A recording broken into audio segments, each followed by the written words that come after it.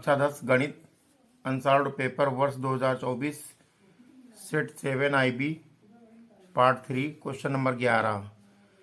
किसी समबाहु त्रिभुज ABC में यदि AD परपेंडिकुलर BC हो तो AD स्क्वायर होगा।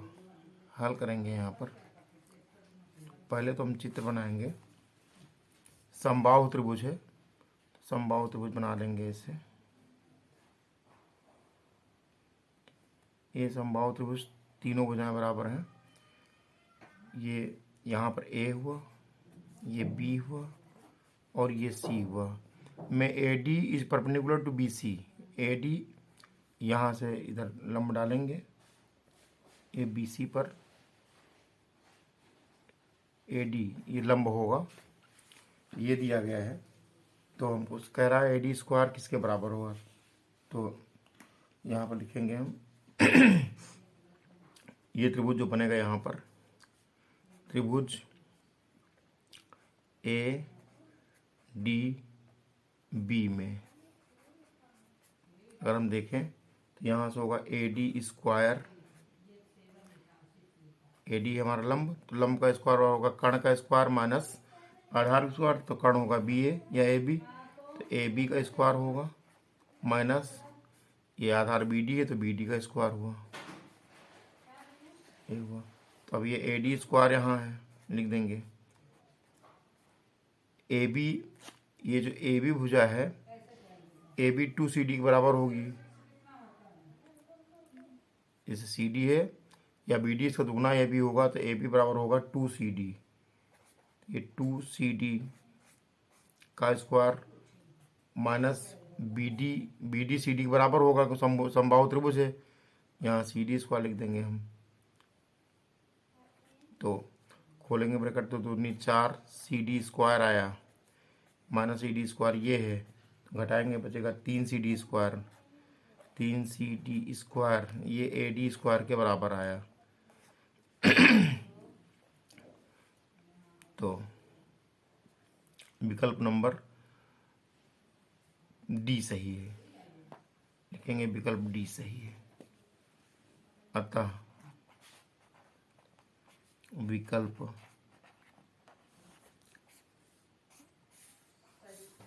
D सही है।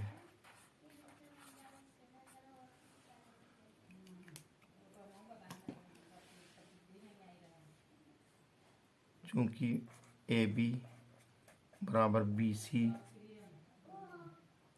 AB बराबर BC बराबर CA, क्योंकि समबाहु त्रिभुज है। समबाहु त्रिभुज ये लिख देंगे, समबाहु त्रिभुज है। अब क्वेश्चन नंबर 12 लिखा है त्रिभुज ABC के शीर्षों के निर्देशांक क्रमशः 7, 5, 5, 7, -3, 3 है और BC का मध्यबिंदु D है, तो AD की माप होगी। ये प्रश्न है, हल करेंगे। यहाँ पर हम त्रिभुज बना लेंगे। हम त्रिभुज बन गया, तो त्रिभुज में इसका नाम हमने A रखा, ABC रख दिया। अब यहाँ से निर्देशांक दिए गए हैं। A के निर्देशांक हैं 7, 5 और B के निर्देशांक हैं 5, 7। C के हैं -3, 3। फिर कह रहा BC का मध्यबिंदु D है। BC का मध्यबिंदु यहाँ पे आ गया, ये यहाँ पे D हो गया, तो इसको इससे मिला देंगे। AD की लंबाई कह रहा है उसने, इससे मिला देंगे। ये D हुआ तो इसके निर्देशांक निकालना होगा पहले। तो लिखेंगे BC के मध्यबिंदु, BC के मध्यबिंदु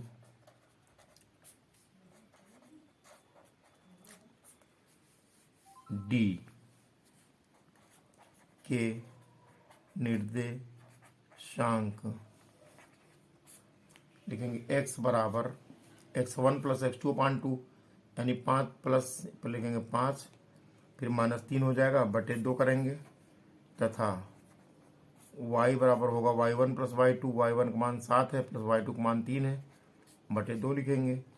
तो हो गया x बराबर 5 3 जगह 2/2 आया, तथा यहाँ पर y बराबर आ गया 10/2।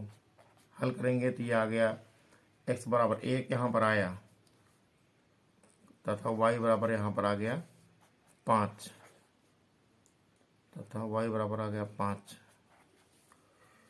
तो यहाँ ये जो बिंदु हुआ इसके निर्देशांक आ गए 1,5। अब हमको AD की लंबाई निकालनी है, AD की माप निकालनी है, तो लिखेंगे AD बराबर होगा AD बराबर होगा अंडर रूट के अंदर एक ए बिंदु यहाँ है 7,5 है, तो हो जाएगा, और ये है 1,5। तो x1 का मान 7 है, माइनस x2 का मान 1 है, प्लस y1 का मान 5 है, y2 का मान भी 5 है। घटाएंगे तो यहाँ से हो गया है, इसको हल करेंगे तो ये आ गया AD बराबर 7 से 1 जाएगा बचेगा 6, तो 6 का स्क्वायर हुआ, प्लस ये 0 हो गया, तो AD बराबर 6 आया। ये 6 36 हुआ अंडर रूट के अंदर, यहाँ से AD बराबर आ गया 6 सेमी या 6 मात्रक कह सकते हैं। हम देखेंगे किस विकल्प में आ रहा है। 6 मात्रक आ रहा है, विकल्प सी में आ रहा है, लिखेंगे अतः विकल्प सी सही है। अतः विकल्प सी सही है, यही हमारा आंसर हो गया। क्वेश्चन नंबर 13 में लिखा है सेक थीटा दिया गया है, चूंकि सेक थीटा बराबर 2, तो थीटा का मान निकालना है, तो यहाँ से सेक थीटा लिखेंगे हम, और सेक 60 अंश का मान 2 होता है, यहाँ 60 अंश लिख दिया हमने। सेक से सेक कैंसिल हुआ, तो थीटा बराबर आ गया 60 अंश आ गया। तो किस विकल्प में ये देखेंगे, ये है विकल्प नंबर बी में, लिखेंगे अतः विकल्प बी सही है। अतः विकल्प बी सही है, यही हमारा आंसर हो गया। क्वेश्चन नंबर 14 हल करेंगे इसको। 14 में लिखा है cosec square theta minus cot square theta, ये हुआ 1 माइनस कॉस स्क्वायर थीटा का मान होगा। तो कोसेक स्क्वायर थीटा को हम लिख सकते हैं 1 plus cot square theta, minus ये कॉट स्क्वायर थीटा यहाँ लिखा है, और ये 1 माइनस कॉस स्क्वायर थीटा को लिख सकते हैं साइन स्क्वायर थीटा, यहाँ लिखेंगे हम।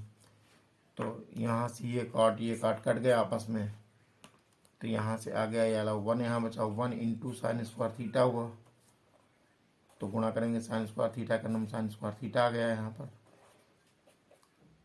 तो देखेंगे किस विकल्प में है, साइन स्क्वायर थीटा विकल्प डी में है, लिखेंगे अतः विकल्प डी सही है। अतः विकल्प डी सही है। ये प्रश्न 14 का हल है, ये हमारा आंसर है। क्वेश्चन नंबर 15 का हल लिखा है एक लंबवृत्तीय बेलन के आधार का क्षेत्रफल 9 पाई cm स्क्वायर है।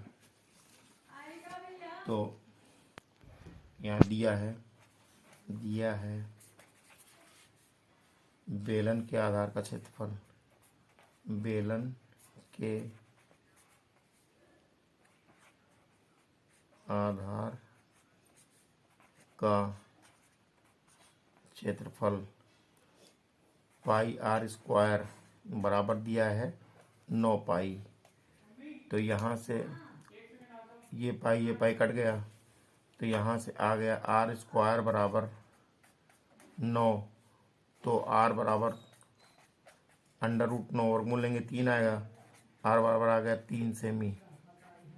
तो आधार की त्रिज्या कह रहा है, तो आधार 3 सेमी आ रही, 3 सेमी विकल्प ए में है, लिखेंगे अतः विकल्प ए सही है। अतः विकल्प ए सही है, यही हमारा आंसर हो गया।